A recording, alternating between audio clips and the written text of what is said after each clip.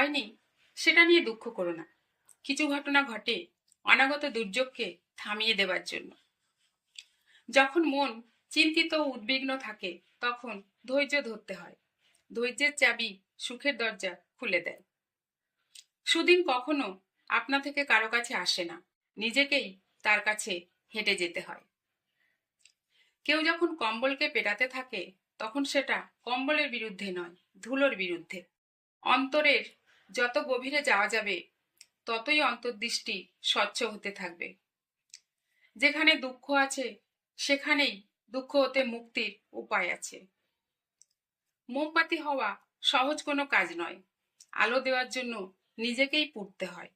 একাকী বোধ করলে কোনো দুঃখ নেই, সমগ্র ব্রহ্মাণ্ড নিজের ভিতরেই বিদ্যমান।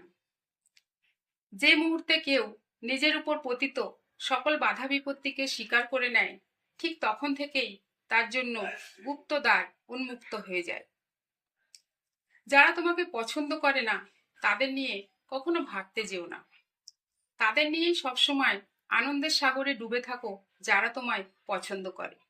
কৃতজ্ঞতাকে অভ্যাসে পরিণত করলে সেটাই জীবনকে কানায় কানায় পরিপূর্ণ করে তুলবে। প্রভুর স্বর্গীয় ভালোবাসা কোনো নির্দিষ্ট ঋতুর মধ্যে সীমাবদ্ধ নয়। যদি চন্দ্রের প্রত্যাশা থাকে তবে রাত্রি থেকে লুকানো যাবে না। যদি একটি গোলাপের আশা থাকে তবে তার কাঁটা দেখে ভয় পেলে চলবে না। বেশিরভাগ কষ্ট ও মানসিক দুশ্চিন্তা মুখের কথার কারণে হয়ে থাকে। কখনো কারো কথায় বেশি গুরুত্ব দিতে নেই।